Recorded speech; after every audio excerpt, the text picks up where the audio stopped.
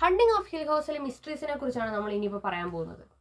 നമ്മൾ നോക്കുകയാണെന്നുണ്ടെങ്കിൽ ആ വീടിന് എന്തൊക്കെയോ പ്രശ്നങ്ങളുണ്ട്. ആ വീട് അവിടെ താമസിക്കാൻ വരുന്നവരെ എല്ലാവരെയും ഹോണ്ട് ചെയ്തുകൊണ്ടിരിക്കുകയാണ്, അത് ഡിസ്ട്രോയ് ചെയ്തുകൊണ്ടിരിക്കുകയാണ്. നമ്മൾ നോക്കുമ്പോൾ ഈ സീരീസ് നമ്മൾ കണ്ടിട്ടുണ്ടെങ്കിൽ നമുക്ക് മനസ്സിലാവും ആ വീട്ടിൽ ഓരോ മെമ്പേഴ്സിനും എക്സ്ക്ലൂസീവായിട്ട് ഓരോ റൂംസ് ഉണ്ട്. അവിടെ അവർക്ക് മാത്രം ആക്സസ് ചെയ്യാൻ പറ്റുന്ന റൂം.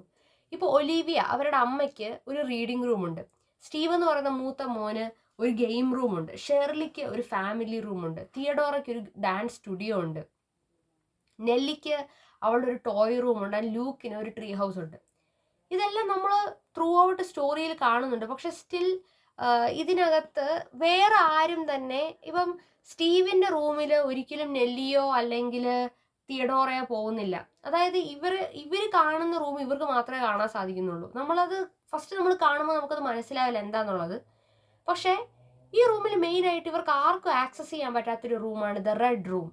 ഒരു ചുവന്ന ഡോറുള്ള ഒരു റൂമാണ്. ആ റൂം തുറക്കാനായിട്ട് ഈ സിബ്ലിങ്സ് എല്ലാവരും ശ്രമിക്കുന്നുണ്ട്. ആൻഡ് ഈ സീരീസിന്റെ ഫിനാലയിൽ അവർ ആ റൂം തുറന്ന് ചെല്ലുന്നുണ്ട്. അപ്പോഴാണ് നമ്മളൊരു സത്യം മനസ്സിലാക്കുന്നത്, ഈ വീട് എങ്ങനെയാണ് അവരെ കൺസ്യൂം ചെയ്യുന്നത്. ഞാൻ നേരത്തെ പറഞ്ഞിരുന്നു, ഈ വീടിന് ഹ്യൂമൻ ബോഡിയിലെ ഓർഗൻസ് പോലെ ഒരുപാട് ഓർഗൻസ് ഉണ്ട്. സ്റ്റൊമക്ക് ഉണ്ട്, ഹാർട്ട് ഉണ്ട്. അപ്പോൾ ഈ റെഡ് റൂമാണ് ശരിക്കും പറഞ്ഞാൽ ഈ വീടിന്റെ സ്റ്റൊമക്ക്. ആ സ്റ്റൊമക്കിലാണ് ഇവർ ഈ ഫാമിലിയെ ഡൈജസ്റ്റ് ചെയ്യുന്നത്. അത് നമുക്ക് സീരീസിന്റെ എൻഡിങ്ങിൽ കാണാനായിട്ട് സാധിക്കും. ആരെയൊക്കെ കൊല്ലുന്നോ അവരെല്ലാവരും ഈ റെഡ് റൂമിലായിരിക്കും കിടന്ന് മരിക്കുന്നുണ്ടാവുക. അങ്ങനത്തെ ഒരു വളരെ ഫാസിനേറ്റിംഗ് ആയിട്ടുള്ള ഒരു ഇതാണ് നമ്മുടെ മൈക്ക് ഫ്ലാനഗൻ അതിനകത്ത് ചെയ്തു വെച്ചേക്കുന്നത്. ആൻഡ് ഈ വീട് എന്താ ചെയ്യുന്നതെന്ന് വെച്ചാൽ, ഈ വീട്ടിൽ താമസിക്കുന്നവരെ ഇമോഷണലി ആൻഡ് സൈക്കോളജിക്കലി ട്രാപ്പ് ചെയ്യുകയാണ് ചെയ്യുന്നത്. അതായത് നമ്മൾ ഈ വീടിനകത്തൂടെ നടക്കുമ്പോൾ നമുക്ക് തന്നെ ഡയറക്ഷൻ തെറ്റിപ്പോകുന്നു. നമ്മൾ ഏത് കോർണറിലേക്കാണ് നമ്മൾ പോയത് നമ്മൾ മറന്നു പോകുന്നു. അത് ഒലിവിയ എന്ന് പറയുന്ന ഇവരുടെ അമ്മയ്ക്ക് വരുന്ന ഓർമ്മക്കുറവുകളും അതുപോലെ തന്നെ ഇടയ്ക്കിടയ്ക്ക് വരുന്ന മൈഗ്രെയിനുകളിൽ നിന്നൊക്കെ നമുക്ക് കറക്റ്റായിട്ട് മനസ്സിലാക്കാൻ സാധിക്കും. കാരണം ഇവർ ചെയ്തുകൊണ്ടിരിക്കുന്ന കാര്യങ്ങൾ ഇവർ മറന്നു പോകുന്ന, ആൻഡ് ഇവരെന്തൊക്കെയോ വിഷൻസ് കാണുന്നു, ഹാലൂസിനേഷൻസ് കാണുന്നു, എന്താണ് സംഭവിക്കുന്നതെന്ന് മനസ്സിലാക്കാൻ സാധിക്കുന്നില്ല. അങ്ങനെ ഒരുപാട് പ്രശ്നങ്ങൾ. ആൻഡ് ഓൾസോ ഈ വീട്ടിൽ മരിച്ചവരുടെ ആത്മാക്കളൊന്നും ഈ വീടിനെ എസ്കേപ്പ് ചെയ്ത് പോയിട്ടില്ല. എല്ലാവരും അവിടെ ട്രാപ്ഡ് ആയി കിടക്കുവാണ്. ആൻഡ് ഗോസ്റ്റിന് അവർ ഗോസ്റ്റ് ആണെന്ന് പോലും അറിയില്ല. അപ്പോൾ ഈ വീടിന്റെ മിസ്റ്ററി എന്താണ്? എന്തുകൊണ്ടാണ് ഈ വീട് ഇത്ര മിസ്റ്റീരിയസ് ആയിട്ട് ബിഹേവ് ചെയ്യുന്നത്? ഈ വീട് ശരിക്കും പറഞ്ഞാൽ 19th സെഞ്ച്വറിയുടെ സ്റ്റാർട്ടിങ്ങിൽ വില്യം ക്രെയിൻ എന്ന് പറയുന്ന ഒരാളാണ് ഈ വീടിന്റെ ഉടമ. അദ്ദേഹം ഈ വീട് കൺസ്ട്രക്ട് ചെയ്യുമ്പോൾ നമ്മൾ പറയാറില്ലേ, നമ്മൾ ചെയ്യുന്ന ഒരു കാര്യത്തിന് ഇൻറ്റൻഷനാണ് ഏറ്റവും ഇമ്പോർട്ടൻ്റ് ആയിട്ടുള്ള ഒരു കാര്യം. നമ്മൾ എത്ര പ്യുവറായിട്ട് നമ്മളൊരു കാര്യം ചെയ്യാൻ ശ്രമിക്കുന്നു, ആ കാര്യം ഒരു നല്ല രീതിയിൽ നടന്നില്ലെങ്കിലും അതിൻ്റെ ഇൻറ്റൻഷനാണ് പ്രാധാന്യം എന്ന് നമ്മൾ പറയാറുണ്ട്. ഈ വില്യം ക്രെയിൻ എന്ന് പറയുന്ന ഈ വീടിൻ്റെ ഉടമ ഈ ഹിൽ ഹൗസിനെ കൺസ്ട്രക്ട് ചെയ്തിരിക്കുന്നത് തന്നെ ഒരു ബാഡ് ഇൻറ്റൻഷനോട് കൂടിയാണ്. ആ വീട്ടിലുള്ളവരെ അബ്യൂസ് ചെയ്യാനും അവരെ ഉപദ്രവിക്കാനും വേണ്ടിയുള്ള ഒരു ഇൻറ്റൻഷനോട് കൂടിയാണ് ഈ വീട് അയാൾ കൺസ്ട്രക്ട് ചെയ്തത്. അതുകൊണ്ട് തന്നെ ഈ വീട്ടിൽ ഇൻഗ്രെയിൻഡ് ആയിട്ടുള്ള എൻക്രിപ്റ്റഡ് ആയി കിടക്കുന്നത് ഒരു നെഗറ്റിവിറ്റിയാണ്.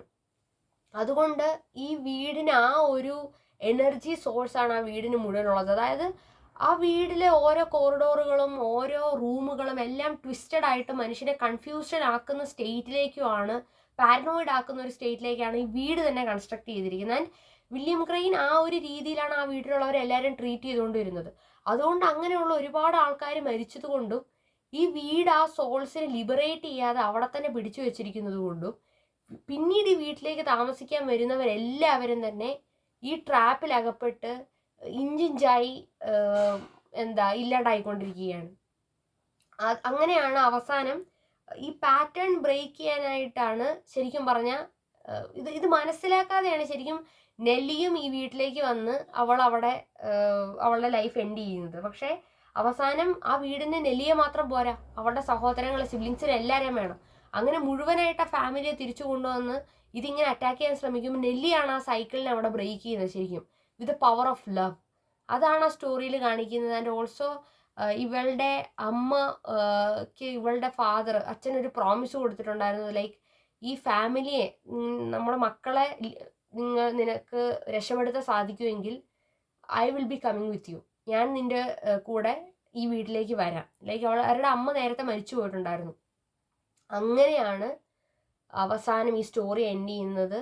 That the father sacrifices himself for his children and Nelly is also not anymore. അവളും സാക്രിഫൈസ് ചെയ്തു. And because of that the siblings will be able to have a life. അവർ അങ്ങനെ അതിൽ നിന്ന് സർവൈവ് ചെയ്യുകയാണ് ചെയ്യുന്നത്. ആൻഡ് ഇത് ശരിക്കും ഭയങ്കര ഒരു ഇമോഷണൽ ആയിട്ടുള്ളൊരു സ്റ്റോറിയാണ്. ലൈക്ക് ട്രോമ, ഇത് വെറും ഒരു ഹൊറർ ഫാക്ടർ മാത്രമല്ല ഇതിനുള്ളത്. ഇതിനകത്ത് ഇമോഷൻസ്, അതുപോലെ തന്നെ നമ്മൾ എന്താ കൺസിഡർ ചെയ്യാതെ നമ്മൾ അബാൻഡൺ ചെയ്തിരിക്കുന്ന നമ്മളുടെ കുറേ ഫീലിങ്സ്, നമ്മൾ അടിച്ചമർത്താൻ ശ്രമിക്കുന്ന നമ്മളുടെ കുറേ ബുദ്ധിമുട്ടുകൾ, ഇതിനെ എല്ലാത്തിനെയും എന്താ ഒന്ന് ചൂണ്ടിക്കാണിക്കുന്ന, നമ്മളെ ഒന്ന് ഇരുത്തി ചിന്തിപ്പിക്കുന്ന ഒരു രീതിയിലാണ് ഹണ്ടിങ് ഓഫ് ഹിൽ ഹൗസ് എഴുതിയിരിക്കുന്നത്. സോ നിങ്ങൾ ഹണ്ടിങ് ഓഫ് ഹിൽ ഹൗസ് കാണുകയാണെങ്കിൽ അതൊരു വണ്ടർഫുൾ എക്സ്പീരിയൻസ് ആയിരിക്കും, വിഷ്വലി ആൻഡ് സ്റ്റോറി വൈസ്. പിന്നെ നമുക്കറിയില്ല നമ്മളുടെ വീട്ടിലെ ഓരോ കോർണറുകളിൽ എന്താണ് നമ്മളെ വാച്ച് ചെയ്തുകൊണ്ടിരിക്കുക എന്നുള്ളത്. So beware.